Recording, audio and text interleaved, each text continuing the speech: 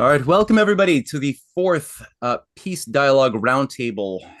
We really are excited to engage in today's discussion today. We have Glenn Deason, a very accomplished, prolific author, writer, analyst, who's joined us today. I think everybody here has been familiar in varying degrees with Glenn's amazing work over the past years.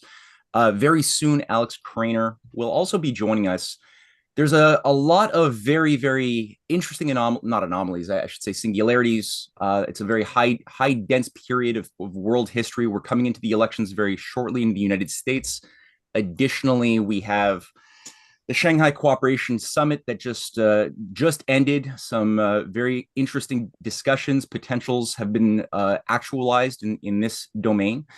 The BRICS Summit in Kazan, long awaited, is also approaching very, very quickly. And we're seeing more discussion around what would be a new viable economic security architecture for the world outside of the collapsing transatlantic architecture, which has been sitting on a barrel full of fallacies and self-contradictions for a long time and is now in a very late stage of rot and self-destruction. So do we have it within us here in the Western world to get our collective heads out of our asses in order to recognize what humanity actually needs to survive? Or are we going to keep on holding on to certain delusions that have created this crisis in the first place? So that's the big question. That's what we're fueling in a lot of these discussions and dialogues every couple of weeks. So again, I'm very curious. I'm going to take a step back, listen to Glenn Deason afterwards. We're going to have Alex Craner do some formal remarks. And like usual, I ask people to leave their names in the chat box if you'd like to ask a question or pose a thought that you'd like to share, or put your little digital hand up. Ed is here too as well, who's going to be moderating with me. And with that, I'll leave it over to Glenn Deason. Thank you so much. Yes, I was asked to speak a bit about world order in the context of the Ukraine war, and it's very much also related to I think the meeting we now see with the SCO as well as the BRICS upcoming BRICS meeting now in Kazan. It's all very related to this in terms of a shifting world order. So my main argument has been that the Ukraine war is a symptom of a changing world order, the reason why we have this war to begin with, but it's also a war which is further intensifying this transition into multipolarity because it's effectively a symbol of the transition we're going through, very destructive transition away from unipolarity. So I put this collapse of the US-led international order, especially the unipolar world order after the Cold War, to the wider phenomenon of world order, which is the rules we have in the international system of how states should behave. But it's also, of course, reference to the international distribution of power and the rules that legitimize it. So this is usually what we refer to when we speak of world order. And I much like Kissinger built on his ideas that the modern world order can be seen to have been been based on the Westphalian system. That is the Peace of Westphalia in 1648, which ended the 30-year war in Europe. Now, what makes this world order, or the foundation of the modern world order, unique is that it is based on multipolarity and distinctive values. As its predecessor, when you had a Holy Roman Empire, it was based around hegemony, one center of power, and these rules were then legitimized by universal rules, so which allowed, under the ideas of the Catholic Church to rule over all the Europeans. Now, so this is the system we had since the balance, multipolar world order based on a balance of power. But let's be honest, in 1648, the different poles were mostly European. So the way we divided the world based on who should be sovereign and who should have limited or no sovereignty was more or less based on who were European or not. And throughout history, we always had some efforts to overcome the subsequent international anarchy as a result of having not having a hegemony, as some countries have aspired to overcome the international anarchy by establishing global dominance. So the international anarchy then is simply the reference to the security competition, because if you have many centers of power, it effectively becomes a system of anarchy, not necessarily have to be chaos, but simply that there's no one source of power. Now, after the Cold War, the United States was at a crossroads. It had effectively two different world order it could pursue. It could either pursue this a multipolar system in accordance with the former centuries of world order, or it could pursue a more ambitious objective, which was to overcome the entire world order defined by many centers of power.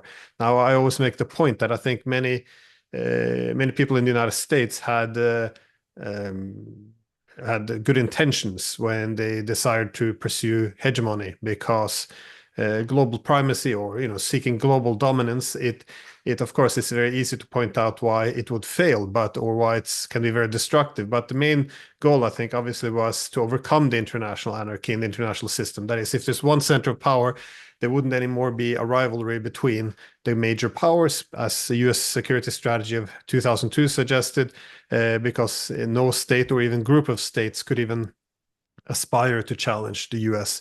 And also, not just having this unipolar distribution of power, but we also saw that the United States believed that if they dominated the global primacy, they could also elevate the role of liberal democratic values. So these were the arguments for. As we remember from the 90s, there was also strong arguments why it would not work. And this was essentially, it would be very difficult to preserve dominance. It would depend on holding down other rising powers. Over time, the United States would exhaust its resources, and other centers of powers would begin to collectively balance the United States. And my argument is 30 years later, I think that social experiment has been run, and we see the consequence. That is, with the BRICS meeting now, we do see that many centers of power around the world are balancing the US. Even friends and allies of the United States would like a multipolar system in which they're pursuing multi-vector foreign policy, where they have many foreign connections to different poles of power in order not to be excessively reliant on any one state or region. And furthermore, so not only is the world balancing the United States or its hegemonic ambitions, but we're also seeing the US, as predicted, has exhausted itself.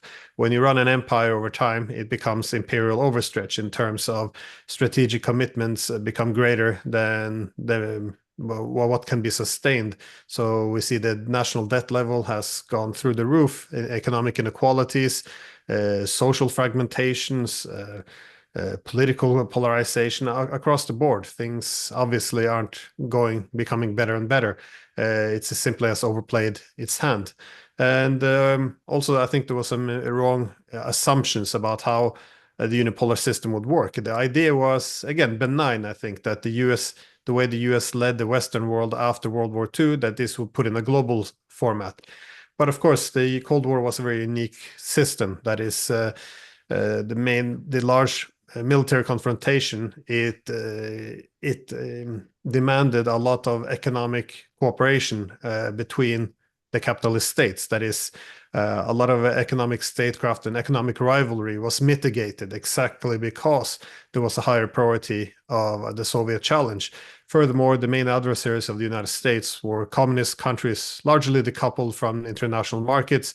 Today, you see both China and Russia being quite well versed in economic statecraft, and also we see increasingly American allies also pursuing more economic independence, in which it could be limited by the United States. So overall, we see that the system isn't working anymore. Now, I often point out that the foundation of economic dominance has been economic. I often point back to the same three pillars of the American system, which allowed the US to be autonomous from Britain, is also the three pillars which it based its dominance on. That is, the American system pursued a manufacturing base, which is the technological sovereignty, physical connectivity, that is with roads and ports, and later railroad. And the third pillar has been the financial instruments, which was back then a national bank. Now, this became the same source of hegemony for the United States, then growingly after the World War II and then the Cold War. So dominating the main technologies, being at the top end of global value chains, controlling the world's maritime corridors, the banks, payment trade currency, payment systems, and yeah, everything from commodity exchanges, insurances. And this is what hegemony has been based on to a large extent. So if you want to see how hegemony is challenged, I think it's mostly in the economic sphere. And this is why China is seen as challenging all of these three areas. Now, the reason why China and Russia is because, in contrary to our narratives, both the Chinese and Russians have considered themselves to be balanced after the Cold War, for good reasons. In Europe, we tried to create Europe without Russia, which unavoidably became a Europe against Russia, as the largest country on the continent is the only country that's not part of Europe. So we deprive it of any institutional influence, effectively compelling it to use hard power in order to defend its interest, which has manifested itself, of course, in this horrible war. And it's also worth noting we actually had treaties with the Russians, especially the 1990 Charter of Paris for a new Europe. So we had the systems in place for multipolar world order, which we rejected in favor of unipolarity, which manifested itself, as you know, in NATO expansion. So again, it almost feels redundant to explain why expanding a military bloc closer and closer to the Russian border was not a good recipe for stability and peace. But the Chinese as well felt that they were continued to be contained, but they slowly outgrew the US-led economic system. And that's why we see the Russians as well as the Chinese essentially following the same American system. Obviously, the Chinese much more powerful, but with the Chinese, they pursue this China 2025, taking leading technologies. So the first pillar, the Russians less capabilities, but nonetheless and working towards technological sovereignty, especially in terms of its digital ecosystem. The Chinese then pursued the physical connectivity with the Belt and Road Initiative. Russia has a similar international north-south corridor as well as Arctic corridor. So they have their own similar systems. And then, of course, the third pillar, which gets most of the attention, which is the efforts by the Chinese, Russians, as well as other countries around the world to find an alternative financial system that is de-dollarize, use their own currencies, develop new payment systems, which will probably be one of the big things that we'll talk about in Kazan. The grain corridor. We're going to see more commodity exchanges. There's a lot of things they want to build on, and indeed they see that the unipolar economic system is collapsing. So the rest of the world is actually looking for alternatives because they do not. They see the way the United States has tried to push back on Chinese technological development, something that disrupts supply chains around the world, and this caused a lot of disruption. So same as stealing the Russian sovereign funds, it's a lot of things we didn't think was possible in the past, which is now becoming more and more common. So we tend to use new words as reshore, friendshore, de-risk, but all of this is implying that it's a transition towards more neo-mercantilism. And this is quite predictable. We see that when there's a huge concentration of power in a hegemon, there's an incentive to produce trust also. If referred as a liberal international economic system, when that hegemon declines and uses its administrative control over an international economy to prevent the rise of other centers of power, we see the collapse or falling into neo-mercantilist behavior. So I think that this is why much of the world is looking for alternatives. It's not, I wouldn't define it as anti-American. I would see it as anti-hegemonic. I think even China wouldn't want to see, for example, a collapse in the dollar. They would like to see a more moderated American position, as many have an interest in the stability of the United States. It's simply this pushback against American hegemony. Now, and I think that this is what BRICS represents to many countries. It's a multipolar system that is it has many centers of power, and this also allows a lot of countries to pursue multi-vector foreign policy. So, if one wants to see why the Saudis or Turks or any of the countries now looking to join BRICS, why they want to join, it's not that they want to join a Chinese alliance instead of an American alliance. No, they want to go away from a unipolar system to a multipolar system, because in a multipolar system, they can diversify their economic connectivity. They can have many trade partners, which means they can also have, they're less vulnerable for economic coercion. They will have more political autonomy. And yeah, this is what they're pursuing. If it was a hegemonic system where the Chinese would attempt to dictate everything, most likely it would lose a lot of its appeal, which is why it's also positive that other large countries are joining BRICS, because it will make it less less likely that the Chinese can dominate this bloc.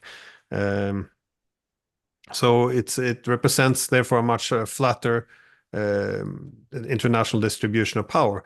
And indeed, in a multipolar world order with many centers of power in terms of economics, there's always an interest in pursuing a multi-vector foreign policy. But while most of the world is pursuing this path, we see the exact opposite from the Europeans. And this is quite fascinating, because I I see this as irrational, because if the Europeans would like to remain relevant in the world, they would surely want to have many centers of connect themselves to many centers of power, uh, instead of instead of only linking themselves to one. Because in a multipolar system, this behavior is punished because it is irrational. So, for example, we see now the Europeans cutting themselves off from Russia.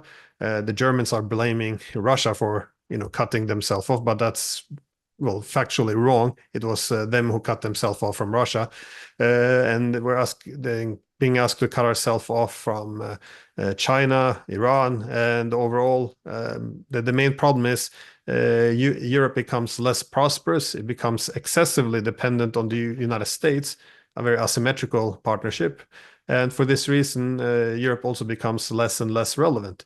And this is all being done at a point in history when the United States has to also adjust to multipolarity, which means its focus and resources will be shifting more towards Asia. So while the United States has less to offer Europe, it will demand more economic loyalties, political obedience, and Europeans, I think, are doing this out of instinct. The world seems more unsafe. When the world is unsafe, we have a tendency to retreat under US protection. And again, while it's a good idea to be a friend and ally of the United States, this excessive dependence, I think, is leaving Europe very, very vulnerable, and undermining its own interest at this point in time. So yes, for anyone who's interested in this book, it does address the economic ideas, and half the book is actually about the Ukraine war, even though I haven't talked much about it. But this is in general the I also outlined why the unipolar world order created the Ukraine war. To the point that also American leaders recognized that the Russians saw little opportunity or little alternatives. If they didn't want NATO to establish themselves in Ukraine on the border of Russia, this was seen as unfortunate action they had to take. Again, not a attempt to legitimize or support or anything. Just if you read the writings of William Burns, Jack Matlock, George Kennan, this was predictable, and that was my main point. But also that because the war has gone so bad in Ukraine, I think it's also not just discrediting NATO, but it's also encouraging the rest of the world to diversify away from the West. And I think this is what we have been seeing. That is, the rest of the world is not necessarily supporting Russia's invasion of Ukraine, but they're also not supporting NATO's proxy war against Russia, the effort to break the Russians. And for this reason, we see now this huge push towards diversification. So yes, thank you very much for your attention. I'll just leave it there. No, that was excellent. Thank you, Glenn. Do you have time to stay on for any of the Q&A, or I know you have to leave for a family emergency as well? So Yeah, I have 4 minutes. 4 minutes. Sorry about this. I really No, all's apologize. good. How about this? How about we allow one question before we go to Alex Craner for Glenn, who has to run in 4 minutes. So, does anybody have a pressing question for Glenn before we go to Alex? All right, I got one question, Glenn. Oh, I see Ed's lips are moving, but I don't hear anything because his mute is on. Ed, you have Well, to. are they trying to depopulate the entire? I mean, is there an agenda to populate the Earth?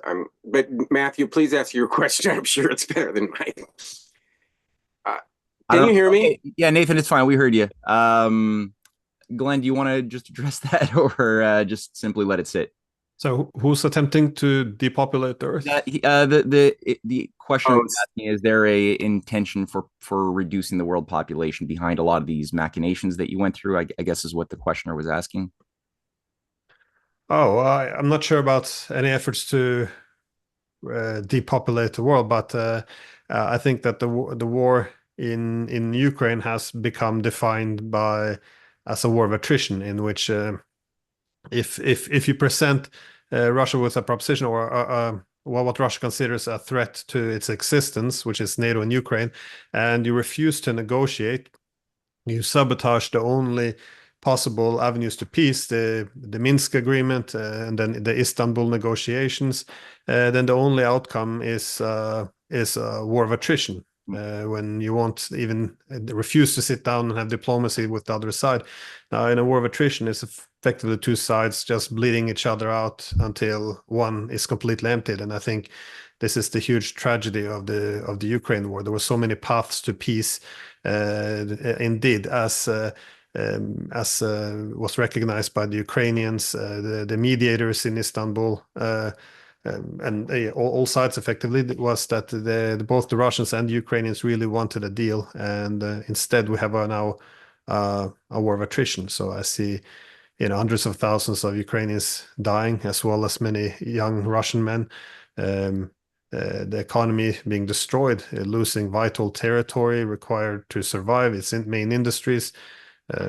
It's yeah, the entire nation is being destroyed. It's a massive tragedy. This could have been avoided very easily. And well, to quote Zelensky himself in March of 2022, as he was interviewed by The Economist, he actually said that while they were close to a deal with the Russians in which they would restore their neutrality and the Russians would pull out, Zelensky said, if we get there's many countries in the West who would like us to fight Russia in a long war, so we can exhaust the Russians, even if this means the demise of Ukraine as a country. This is Zelensky's own words, so I would recommend people watch this to understand what actually happened and why we're actually in this war, which is depopulating Ukraine, at least. I'm not sure about the wider world, but yeah. Thank you, Alex. Sorry, thank you, Glenn. Now, Glenn, yeah. as I mentioned, we only had time for that one question before we shift gears to Alex. Ed, did you want to say a quick word before we move to Alex? No, it's okay. I don't want to hold Glenn, and I hope we will get him back also next time when we talk about U.S. elections. Glenn. Yeah. No, thank you so much for the invitation. I'm very happy to come back anytime, and I really apologize for having to run so quickly. But yeah, thanks again. I appreciate it. Thank you, Glenn. Okay. All right, Alex Craner is a geoeconomic analyst, somebody who's been a friend and ally for a long time. Alex, I'm really happy that you're here to join us and share your insights. Glenn set the stage pretty nicely for the economic considerations that I know you have in abundance, as well as a lot of other things. So, Alex, it is all yours. Thank you very much. Well, I think that the economic considerations are always the ones that are leading the system of incentives. And part of the objectives of my research over the year has been to try to understand where it's all coming from. So that's what my remarks are going to be focused on. So in his remarks to the United Nations General Assembly in October 2014, Noam Chomsky opened with the statement that many of the world's problems are so intractable that it is hard to think of ways even to take steps towards mitigating them. I'm sorry, Zoom is asking me what language I'm speaking in, so I had to cancel it. Sorry about the distraction. So since Noam Chomsky's speech, circumstances have only deteriorated further. And in addition to the festering social, political, and economic crisis plaguing the developed world, we find ourselves inexorably sliding towards another world war. All this seems unnecessary and preventable, yet in spite of the fact that an overwhelming majority of people around the world abhor these developments, it seems oddly difficult for us to change course. So why are our economies chronically in crisis? Why are the poverty rates rising? Why do we have people sleeping in the streets? Because modern industrial economies are extraordinarily productive. So how come we aren't concerned about overabundance or anxious about how to properly enjoy all the blessings? Furthermore, given that all the people around the world detest war, where does this state of permanent warfare come from? Is it from the democratic will of the people? Clearly not. Since ordinary people almost always vote for anti-war candidates, Chomsky was right. We really are up against intractable problems. To mitigate them, we need to explore where they originate from. To do that, we must start with the broadest possible context within which the otherwise perplexing day-to-day events are unfolding. In his speech to the World Economic Forum gathering in Davos in May 2021, George Soros offered an important clue. He said that the world is increasingly engaged in a struggle between two systems of governance. He contrasted the two systems as the open societies versus closed societies. The same view has been affirmed by other Western officials, including the former US ambassador to NATO, Kurt Walker. Walker characterized the conflict as the one between democracies and autocratic regimes or dictatorships. However, in praising liberal democracies and demonizing dictatorships, people like Walker and Soros misrepresent the two systems, claiming that it is the autocratic regimes and dictatorships that are a threat to peace and liberty around the world. By contrast, experience shows that it is the crisis-prone Western democracies fomenting perpetual warfare around the world while increasingly embracing repression and censorship at home.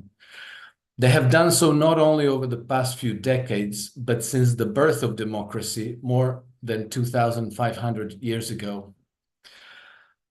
In the Western world, we have been educated to celebrate and cherish democracy. Yet, if we compare what our democracies deliver with what we're told that they ought to deliver, we must acknowledge that they seem to deliver a lot of what the people dislike, like chronic crises and wars, while all too often failing to deliver what people do desire: peace, prosperity, and security. That implies that at best, our democracies are ineffective at turning people's aspirations into policies. At worst, they impede the democratic process by design.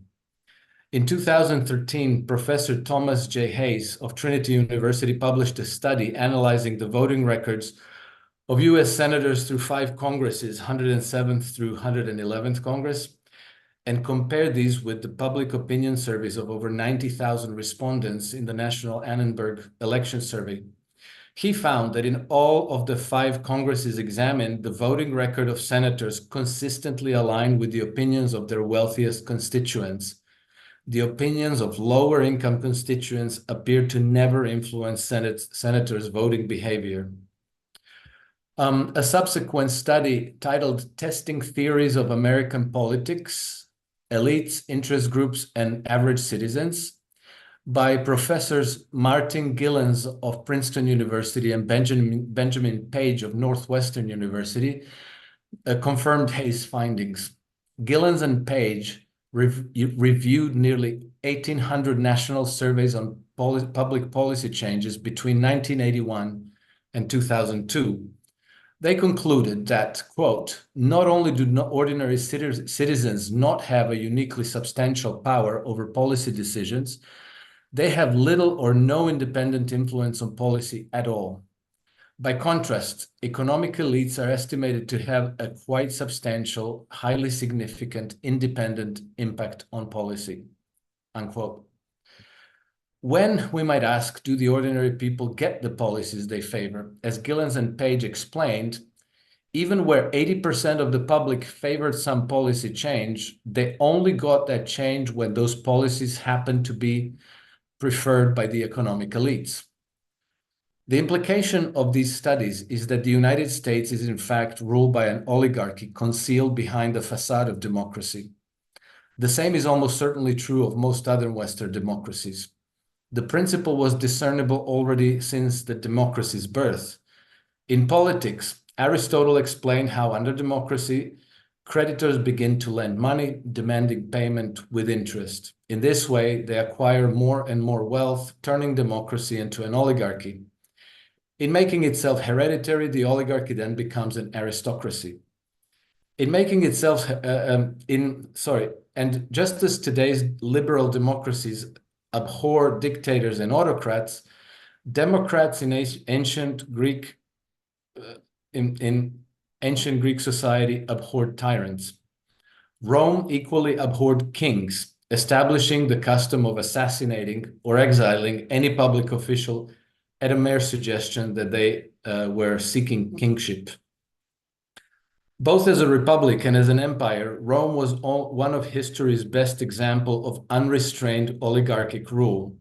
According to historian Michael Grant and other sources, including Cicero, during most time since the overthrow of Rome's last king in 509 BC, 20 or 30 men from a dozen families held what was almost a monopoly of power, with decisive control over financial and foreign affairs. Sallust, himself a lower-ranking senator, complained that a small faction of senators governed Rome, quote, giving and taking always as they please, oppressing the innocent and raising their partisans to honor, while no wickedness, no dishonesty or disgrace is a bar to the attainment of office.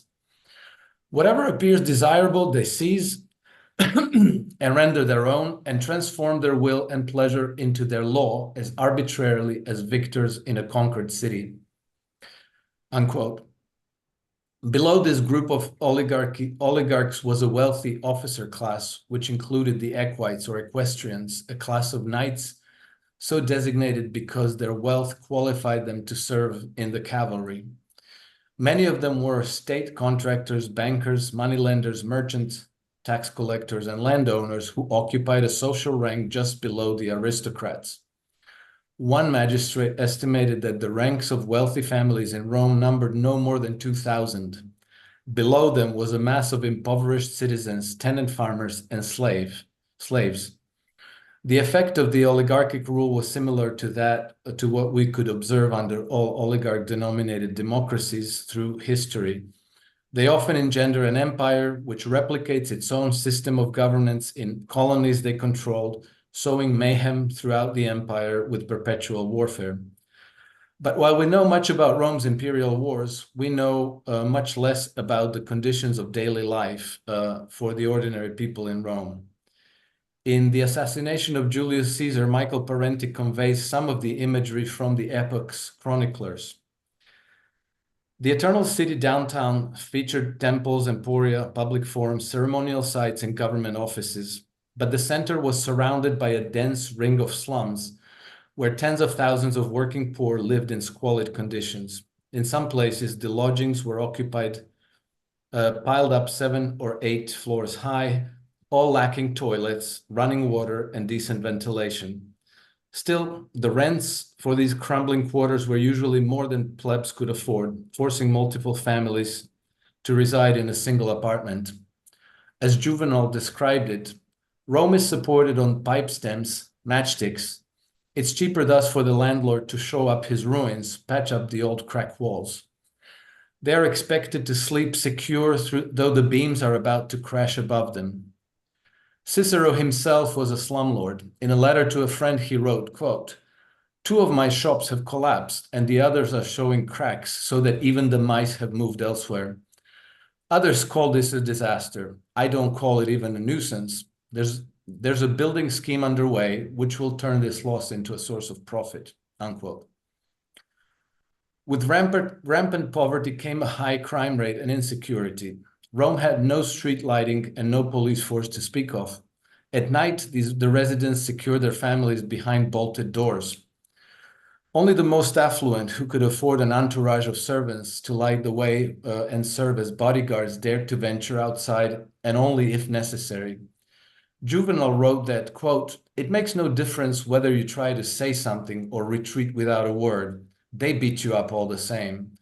You know what the poor man's freedom amounts to? The freedom, after being punched and grounded to pieces and pounded to pieces, to beg and implore that he be allowed to go home with a few teeth left." Rome's frequent social crises led to limited legal reforms intended to redress the economic disparities and curb aristocracy's excesses, but in practice, such laws were routinely circumvented or ignored. Indeed, what we recognize as lawfare in modern parlance was one of Roman oligarchs' key levers to power. Roman courts were staffed exclusively by the patricians and their agents with no checks on their arbitrary judgments.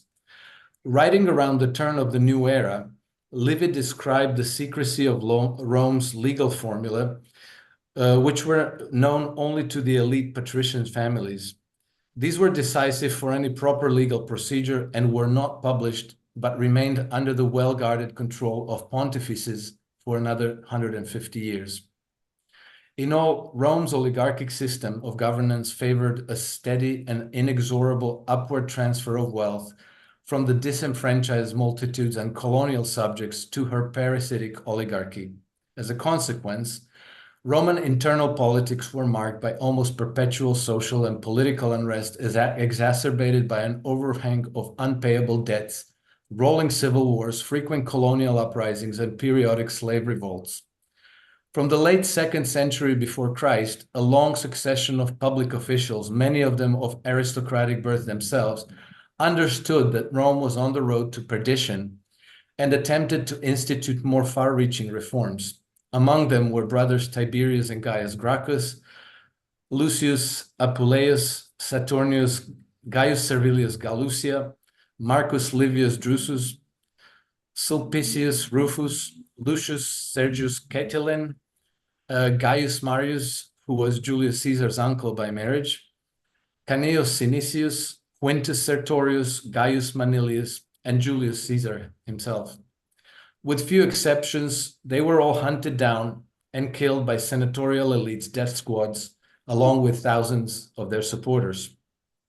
The assassination of Julius Caesar on 15th March 44 BC put the last nail in the coffin of social reforms in Rome. The oligarchy ruled unrestrained, multiplying wars abroad and crushing all opponents at home through harsh repression and terror. This system of governance ultimately devastated Rome's economy at the same time as the cost of maintaining the empire spiraled out of control. With her treasury depleted and too little left to take from the colonies and the working poor, the oligarchy turned their sights at Rome's wealthy citizens. In the first half of the 3rd century AD, Emperor Maximinus was short of funds he needed to pay his troops. Fearing that his troops might kill him if he failed to pay their wages, Maximinus started expropriating Rome's distinguished families. Apparently, however, what he was able to confiscate from them fell short, and his troops did in fact kill him in 238 AD. The chronic shortage of funds led to overall decline in law and order, and gangs of renegade pirates increasingly roamed the countrysides, attacking towns and villages to pillage and plunder. Destitute freedmen and runaway slaves often joined these gangs as an alternative to serfdom. Herodian described the fear that gripped the elites themselves. Quote, "Although no fighting was going on and no enemy was under arms anywhere, Rome appeared to be a city under siege." Many Roman citizens sought salvation by emigrating to territories controlled by the barbarians. Writing around 440 AD, Salvian captured the plight of peasants struggling under the burden of unbearable taxation, abandoning their lands to break free from the terror of tax farmers and moneylenders. Quote, "They migrate either to the Goths or to the Bacudae, or to other barbarians everywhere in power. They do not regret having migrated. They prefer to live as free men under an outward form of captivity than as captives under an appearance of liberty." However, not all could afford to emigrate. Those who couldn't surrender their land and their liberty to patrician landowners in return for protection. As Salvian chronicled it, the process turned free men into slaves en masse. By the late 6th and 7th centuries, the devastation of Western Roman Empire was almost total. Houses began to vanish from the archaeological footprint. Dirt floors became the norm, and the technique of building in mortar, stone, and brick was lost. Many basic crafts like wheel pottery disappeared for a few centuries. The market for low-value functional goods and solid quality common usage items collapsed. Without markets, coinage also disappeared, and during the final stages, the Western Empire's economy operated on barter. As a result of the breakdown of public administration and funding for public works, monumental structures began to turn to ruin. Previously thriving cities emptied out, population levels cratered, and Rome itself became a desolate with shepherds tending their flocks among its crumbling relics. In modern times, the full symptoms of the pathogenic rule by oligarchies were exemplified in Russia during the 1990s. When the Soviet Union collapsed in 1991, Russia began its transition from a communist dictatorship to a Western-style democracy. But behind the facade of democracy, the real power was usurped by a small group of oligarchs, most powerful of whom was the Sembankirshchina, the Gang of Seven bankers, all of whom were trustees of Western financial interests. The seven were Boris Berezovsky, Mikhail Khodorkovsky, Mikhail Friedman, Vladimir Vinogradov, Vladimir Gusinsky, Vladimir Potanin, and Alexander Smolensky.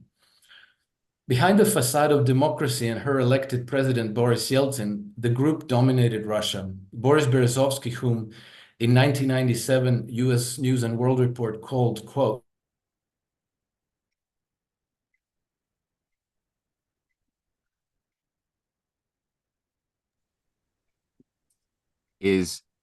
Does anyone else not hear Alex anymore? Yeah, he froze. He froze. Yeah. Okay, all right. It's not just on my side. Okay, so what we can do, here, let me just go back to, I'm assuming that he's getting it figured out right now on his end. Ed, are you still there? Yes. Okay. I could just simply. Yes, switch to com. Yeah. Check if com is here. Let com jump in. Okay, com did arrive. Hey, there you are, com. Yes, Okay. I am here. Can you hear me? Yes, I'm happy that you made it. I wasn't sure if you were going to be able to come on today. So unfortunately, I joined 5 minutes after the beginning. So oh, fantastic! That's excellent. Okay, well, in that case, thank God we have a spare speaker here. So Com is going to pick up, maybe not from ancient Rome, but definitely we should have this deep history in our minds. I mean, I think about the collapse of Rome more than I ever thought I would in my life. I think a lot of people do these days. So I'm happy that Alex took a step back and took sort of a God's eye view at the world situation with a lot of parallels that we're currently going through that I think people could recognize within the late stage of Roman Empire collapse, with a look towards maybe what could have been done by people who would have operated without folly animating their worldview and assumptions, which resulted in dark age and devastation and war over a millennia ago. So we're in there's a lot of parallels, except Rome didn't have nuclear warheads peppered all over the world, nor did it have 8 billion people. And they say the higher you are, the harder you fall. So that's an additional existential threat we're currently facing as a modern civilization is concerned. But also we have, with that technology, greater opportunities to do great good as well that was unconceivable in previous generations. So with that, Com, I leave it for you. Thank you. thank you. Good evening to all. I hope you can hear me clearly. I am in New Delhi, and it's more than 9 p.m. here. I was listening very carefully to the two previous speakers. I must also say I'm very thankful to Ed Lozansky for inviting me to participate in this online forum. And I was able to, of course, appreciate once more from Dr. Krainer the parallels that we can draw between Roman history and sorry, I have to, yeah, because there is always that question about the language. So there must have been an interruption. But anyway, there is certainly a lot of parallels between dying Rome and the dying global empire that is primarily originally a Western Atlantic empire, and in the last 100 years or so, an American-dominated empire. And I believe that it's a biological process we're witnessing, because we find that we can say the same thing about so many other empires. And we see the parallels, whether in the East or in the West, you get into that stage of decay after the stage of reaching a pinnacle of power, which is often equated with greatness. And it can be in terms of cultural and intellectual flourishing.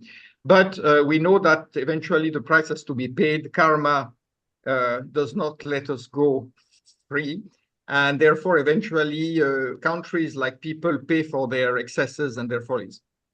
So in this regard, I would like to say that Ed, when he invited me to speak, had asked me to refer to the latest article by Secretary of State, the current Secretary of State of the United States, Antony Blinken, in Foreign Affairs, which is known for publishing screeds of American triumphalism, or at least very, apologetic presentations of America's case. And Blinken says a number of things that do not surprise any of us, because he refers to very well-known current events, and he tries to justify the actions of the Biden administration, and also tries to see what America wants to achieve, and why America cannot change its objectives, because they are the only ones that can preserve, as he puts it, global freedom, prosperity, democracy, all the good things that the previous speakers was referring to. So here we know that there is obviously worry. There is an attempt to dispel worries from other countries and even from Americans, because Blinken tells us that America is taking all the decisions, all the right decisions under the Biden administration to restore America's primacy, the United States primacy, and to keep the flock behind the US in order, and to make sure that so-called revisionist countries are not allowed to get their say. And when he calls them revisionist, he, of course, designates China, Russia, North Korea, Iran, and a few others. And clearly what he means by revisionist is countries that do not accept the status quo, which in his official language is the only possible alternative. There is no alternative. And of course, he takes the opportunity of castigating the Trump administration and Trump's policies for endangering that wonderful edifice which Biden has tried to restore and strengthen. Now, that tells us clearly that US feels, the US elites that we were referring to lately as being like the Roman elites, they are very concerned that if the system is deeply modified, then they will lose their preponderance, and they feel this is practically counternatural, because nature endows liberal democracies with natural superiority, and therefore any alternative means a return to some form of barbarity. And this is what has been often alluded to by the Ukrainian leaders, in particular Zelensky, as well as by EU top bureaucrats and by American leaders, that Europe and America are defending universal values when faced with the barbarity of authoritarian or autocratic regimes, whose main crime is not to accept the order of things dictated and set by the US and their allies. And this is very open and public. So we are not putting words into their mouth. We are simply reflecting the situation. And of course, when we have this debate in almost any part of the world, we will find many people telling us about how many wrong things are happening in the countries that are opposing the current system. So naturally, you will have plenty of people saying, well, I don't like what is happening under the American, European waning hegemony, but it is still better, or at least it's not worse than what is happening in China and what's happening in Russia, not to mention other countries. So there are obviously all sorts of pros and cons. And one cannot say that all good is on one side and all evil is on the other, even though Americans make that claim all the time when they say that, however, many problems they may have, they are still basically the party of good. And anybody who opposes them is not with them and therefore is the party of evil. So that leads me to the situation with Ukraine and the related war in the Near East, in West Asia, because we can see that in both cases, we have with Ukraine the very clear resolve from the West to make sure that the status quo is not disrupted. And that's the discourse you hear. I could quote the former foreign minister of Europe, if you want to call him that way, Mr. Borrell, or I could call Blinken, or I could quote a number of other leaders, explaining to you that it's not so much the matter of Ukrainians in this war. It's a matter of protecting the international order and making sure that borders are not violated or changed, and that territorial integrity is preserved. Obviously, that is a very hypocritical way of presenting it, because we all know that when a country is not friendly or to the West or part of the West, then these issues are not considered such a major problem. And we have had recently, not too far into the past, we have had the situation of Yugoslavia, which was broken up with full Western participation under the Western leadership, and Kosovo, which was also split from Serbia on the grounds that it deserved to be independent, even though Kosovo was, as we know, a mix of Serbs and Albanians, with almost a very slim majority of Albanians. Anyway, that shows us that these issues are only considered in terms of political alignments, and that in the case of Ukraine, the idea of creating a sort of an anti-Russia, which would be completely although Slavic and Orthodox, would be completely pro-Western, pro-American, and part of the EU and NATO, was seen as a major achievement. And the West was willing to invest a lot of capital in every sense to make that happen, even knowing that Russia would certainly oppose it. They may have been misled about how resolute Russia would be on that issue. They thought that probably Russia would just have no choice but to accept the new status quo. But as a matter of fact, when they saw that they had to fight the Russians, then they closed the door on any kind of negotiation or compromise and decided to fight as long as they say, as there were Ukrainians alive to fight. And this is the situation we're in now. Although everybody knows that this war is running to its inevitable end, simply because Ukraine is no longer in a position to effectively fight. It will not recover the 20% territory it has lost. And Europe and even the US have lost the ability and the resolve to invest enough means to actually defeat Russia, which would probably not only involve direct NATO participation, but possibly recourse to nuclear weapons. And we all know that the US is never excluding the possibility of using nuclear weapons, which in turn has led Russia to threaten that under certain conditions it might be compelled to use nuclear weapons. And so we have come to an impasse. We have come to a dead end because nobody knows how to get out of this.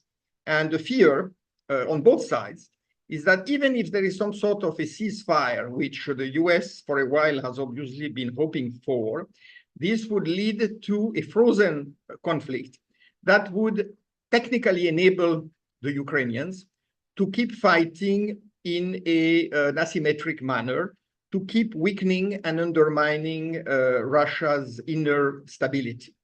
And this is clearly what is happening now, because even though Ukraine can no longer line up enough soldiers for a full-fledged war, it can still launch drones and use terrorist tactics in which there is now a great deal of expertise in Ukraine, because thousands of people have been trained for that, and not only Ukrainians, but people from other side. I must say that having some friends who are connected to Ukraine and in some cases are Ukrainians, I hear them say that they actually dislike or even hate Zelensky and his regime. They feel no attachment to the cause of an independent NATO member, Ukraine, and they feel they have been cheated and used as cannon fodder by Western interests, which have clearly taken up Zelensky as a tool, as a cat's paw, to achieve certain strategic goals. And this is, I believe, more widespread than one thinks in Ukrainian society, even now. So otherwise, even after all that happened and all the many people who have died and a lot of the infrastructure that has been destroyed, most Ukrainians do not really hold hostile feelings towards Russians because they feel and know that they are part of the same people and that, in fact, they are much closer to Russians, even after all this fratricidal war, which is in a way a civil war. They are still closer to the Russians than they are to the Americans or the Germans. However, of course, we have to take into account a minority of people who have been fanatically groomed to be anti-Russian, primarily because they have inherited the legacy of the Banderist ideology, which glorifies Ukraine's past as being at its most, I would say, deserving, and when it was fighting under Hitler's flags to crush the Bolsheviks. So the combination of anti-communist ideology and anti-Russian ideology, which the Americans have exploited very well in Ukraine, and the British too, this has led to the current situation we see. So where does that leave us? Well, considering that inevitably, as it was sort of predicted, there is now a widening war which extends to West Asia, but it's beginning also to penetrate again the Caucasus, and Iran is on the front line. And we have seen that Israel seems to be planning a major attack on Iran's vital infrastructure. And from what we have seen of the Russian reaction, it appears that President Putin has stepped in as a mediator. He's the only one who has received Netanyahu in the last few days in a secret visit, where probably some discussion was held about what is the next step. I seem to be stepping away here from the Ukraine theater, but in fact, the two theaters are very closely connected. And I believe that's why Russia has now become a vital factor in the war, which after being a war between Israel and, you might call it that way, and Hamas, has now become a war between Israel, Hamas, and Hezbollah, and also the Houthis, and guerrillas in Syria and in Iraq. Now it is turning into a direct war between Israel and Iran. And the Russians seem to have made it clear that there has to be some agreement that limits that conflict and enables the two main, I would say, contenders, Iran and Israel, to stop their direct confrontation. But if that doesn't happen and Israel launches a very nevralgic attack to try to disrupt and break down Iran's society and political status quo, then the Russians might intervene to prevent Israel from gaining a decisive advantage. So that leaves us, of course, in the situation where both in Ukraine and in the Near East, the West is being challenged and could possibly be beaten because it appears to be going towards defeat. And by defeat, we mean defeat in Ukraine, but also defeat of Israel. The third theater, of course, for which the Americans are actively preparing is the South China Sea and Taiwan, which is seen as the next stage of the confrontation between East and West, between what might be seen as the BRICS bloc now and the Western bloc. And precisely in that very paper written by Blinken, he says that NATO is now considering its role in the South China Sea and in the Western Pacific. And that, of course, implies the American intention of involving not only the members of NATO, but also the American allies or client states such as Japan, South Korea, the Philippines, and possibly some others, Thailand, and even, of course, India through the mechanism of the Quad. So although India is definitely not in favor of this. So we see that we are entering a stage in which there is a global confrontation. And that would be probably the face of the New World War, because it would take into account the various critical factors at play, such as naturally the sea routes and the vital energy and mineral resources. So I think we probably are again at a situation where, despite all the attempts and all the talk about avoiding war, we may not be able to avoid it, simply because we may be able to delay it. But I think there are times when the system breaks down, war is an almost inevitable outcome. And that is what we have to be prepared for. As much as we would like to be positive, we are dealing with very harsh realities. And I know that it's very hard to take sides, because in many cases, people are not convinced about what would be the right way to handle this, and whether one side would be better than the other. This happens even in domestic politics. If you look at the upcoming elections in the US, what I have noticed is, of course, the deep, everybody knows about the deep division between the Trump supporters and people who are holding on for what they consider to be the necessary alternative to Trump, because they feel Trump is a deeply unstable and divisive and destructive individual, and his policies are regarded as highly unfair and pro-capitalist. And of course, there is also the element of economic warfare in Trump's program. So there are no clear, easy choices.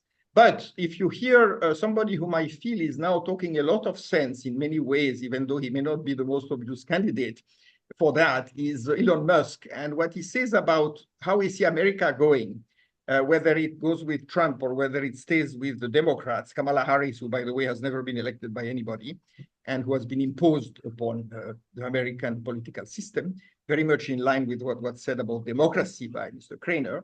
We see that we have no guarantee that Trump will actually work for peace.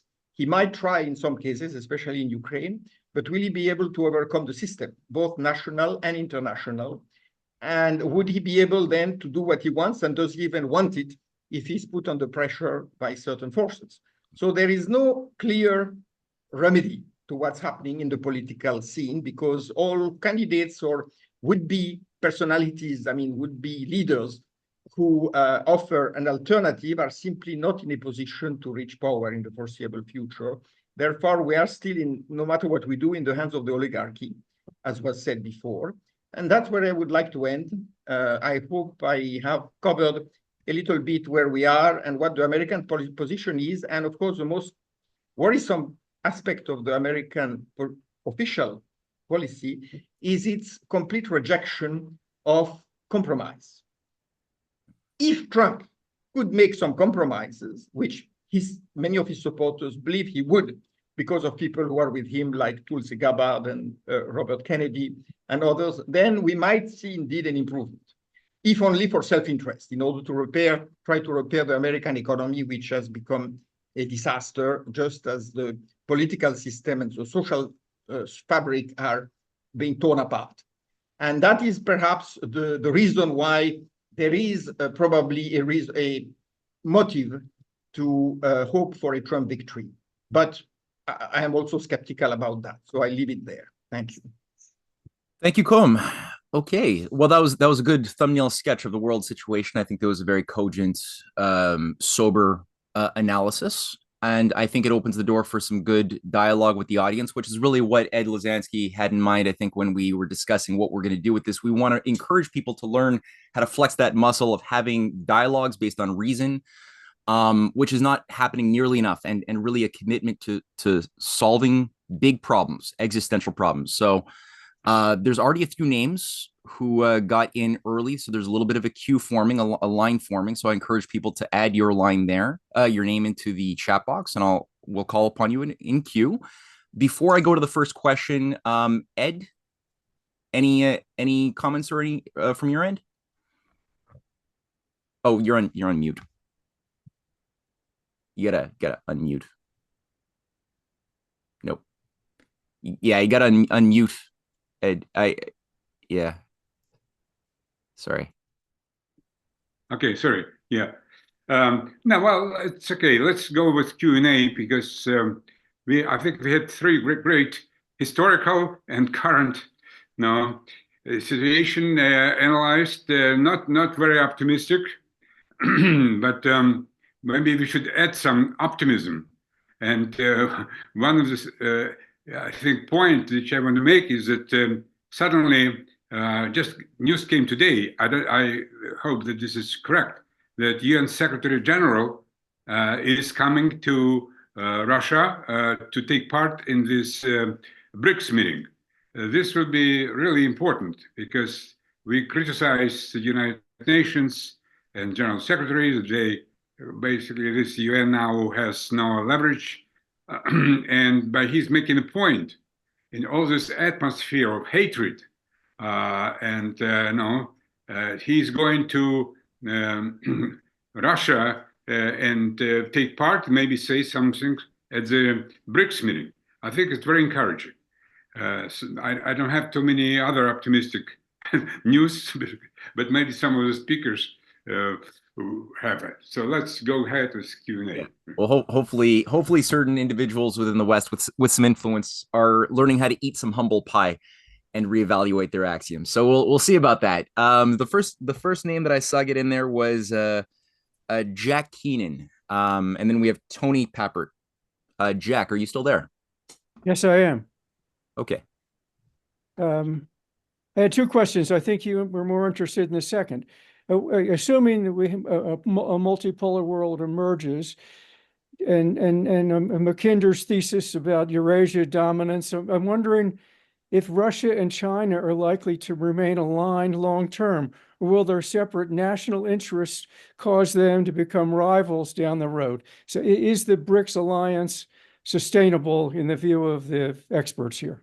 My other question is, what's the future role of the United States?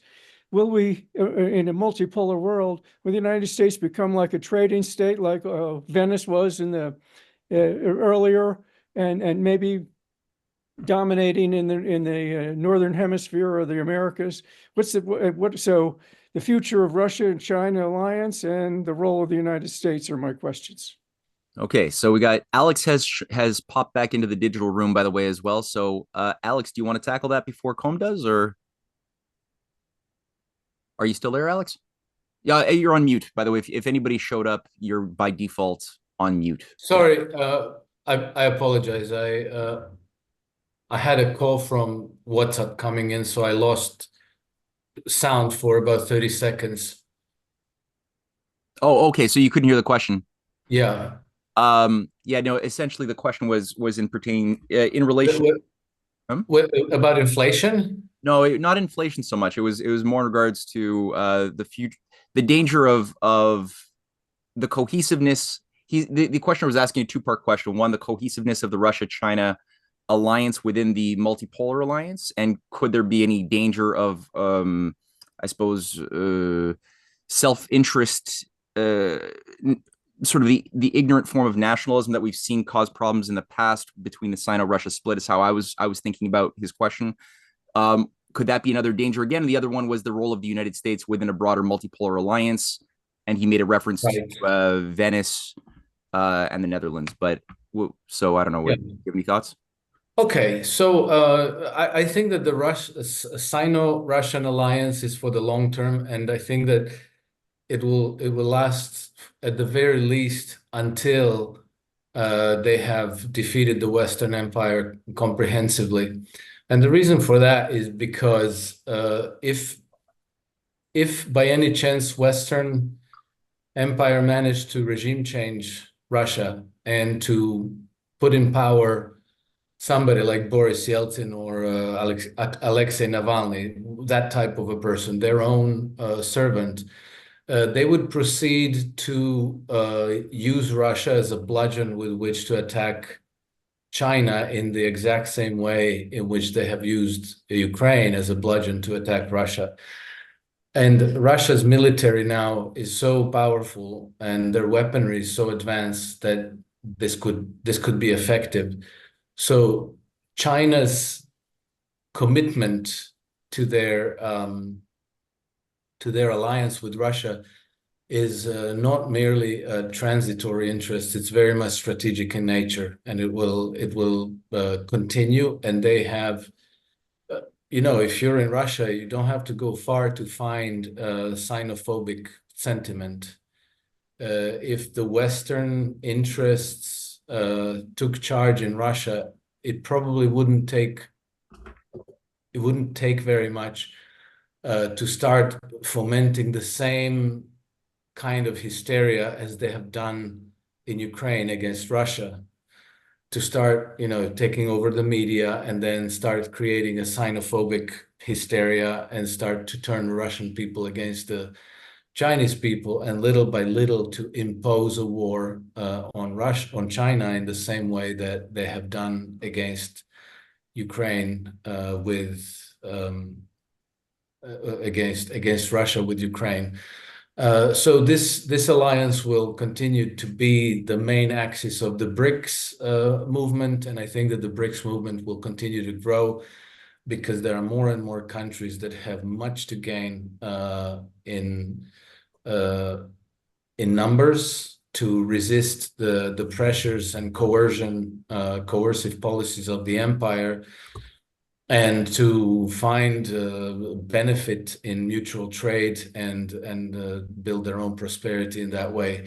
The United States, I think, will ultimately have to join this movement as one of the nations that trades on a, let's call it, a fair and equitable basis with everybody else. And I think that in this sense, the United States has a lot to offer. The only people who are going to be losing out are the banking cartel, because for them the overarching concern is that they have control of the resources, which they then turn into their collateral, which they then use to float loans to corporations that are their client, and through that mechanism ensure that all the wealth produced by all these nations ultimately accrues to them, that they are the ones who are at the receiving end of most of the wealth creation from this system. In terms of mutually beneficial trade, everybody else is a winner. The American economy remains the most, the most dynamic economy in the world, with the most vibrant entrepreneurial culture, with much to offer, much to export, and a lot to trade.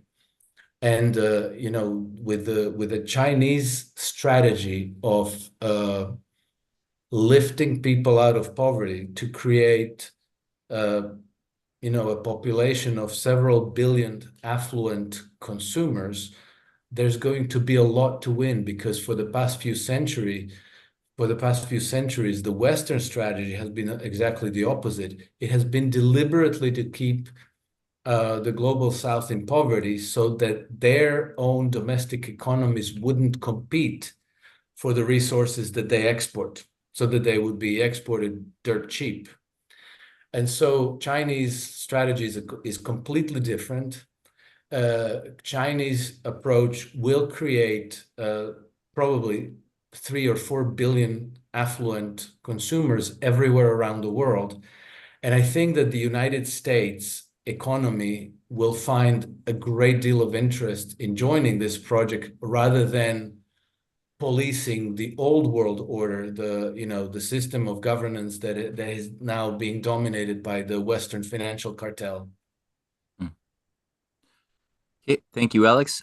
We have a long list, a surprisingly long list of people waiting to ask questions. So we're gonna move on. I'm sorry, Koma. I should honestly offer you a chance to give your 2 cents if you'd like. Koma, you're on mute, by the way. I think that the Russian-Chinese alliance is not really an alliance, but it's a compact based on mutual interest and practically a protection from possible destruction. So there is not much of a choice they have that way.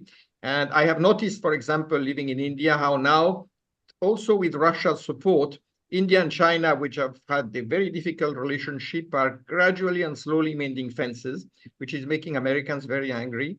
And that shows that even countries that do not share much sympathy and which distrust each other's motives are able to build mutually beneficial economic relations. With regard to American trade and economic potential and current health, I would, however, caution the fact that America is under such an extraordinarily high burden of debt that it will probably have to economically collapse before it can rebuild itself.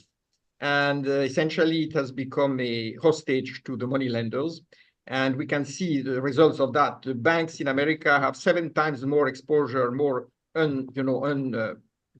serviced, I mean, the debt that cannot be repaid than they had in 2008. And yet they are spending hundreds of billions and trillions, in fact, that they don't have. So this is basically money that one day is going to bring the country down, and everybody knows it. Getting out of the dollar is not out of a noble motive to sort of overcome a particularly hated country, but it is simply a matter of survival for other countries if they don't want to be sunk by the American, disaster that's coming. Okay, thank you. The next question is for Tony, who has a question comment. Yeah, thank you. I'm trying to be brief. I mean, Alex Craner's, if only he had finished. I mean, I second the comment that asked him to make available to us the whole of what he intended to present. I think he ended in a very illuminating discussion of the Roman Empire. And his reference just now to the banking elite was very apt. I mean, there is no American empire. There is no West in the term which people have been using in this discussion, or many people. I mean, there's the enemy within, to use a phrase of President Trump, which has gotten a lot of currency. There's the serpent at our breast. There's a transnational financier oligarchical faction, which is dedicated at this moment to an end-time program to uproot and destroy the nation-state republic everywhere, equally in Western Europe and in the US. I mean, why are the aspects of destruction of Western Europe echoed identically in the United States, like the mass immigration, which is destroying Europe, destroying the US at the same time? I mean, we don't have an American empire, as I say. We have a financier oligarchical faction which traces its own origin to exactly the Roman oligarchy, which Alex was talking about, which aims to destroy the US and the nations of Western Europe. It's shutting down industry in the US and Western Europe, mass immigration. It's plunged the United States into destructive, completely useless wars since Korea, Vietnam, the Mideast, all these wars with the intention of destroying us, putting us into a war confrontation with Russia, with the intention of destroying both. I mean, this is not America. This is a faction which is desperately concerned to achieve the election of so-called, Kamala Harris in 2 weeks. Hey, Tony, I'm so sorry, Tony. Do you want to just round that out? I mean, I would just end by repeating. I mean, Elon Musk has been mentioned. He's holding a meeting every night in Pennsylvania, and at those meetings, he says, in this election, we face not only the question of the survival of the United States, but Western civilization. And I think that's true for the reason I said. There's an enemy within who is out to destroy, if you like, Western civilization, and not over the long term. Right. Thank you, Tony. Anybody want to comment on that? And it's true. It's a frustration I often share too. People often use the language that presumes that there's this naturally organic thing of empires that emerge out of nation states organically, which we wouldn't have if we just had some sort of a post-national world regime. But they ignore the whole discussion of the continuity of oligarchism as a function of that which shapes world history for thousands of years. They just ignore it. So I do appreciate what you just said as far as coloring this conversation with more nuance. Alex Combe, would you guys like to comment? Well, I'm of course. Oh, sorry. Go ahead. No, go ahead. Go ahead, Combe. Thank you. Well, no, I certainly would support. That's why I mentioned Musk, because I believe he's making some very good points, just as in another area, Tulsi Gabbard is, and also Tucker Carlson and others. So inevitably, people are becoming aware of the problem.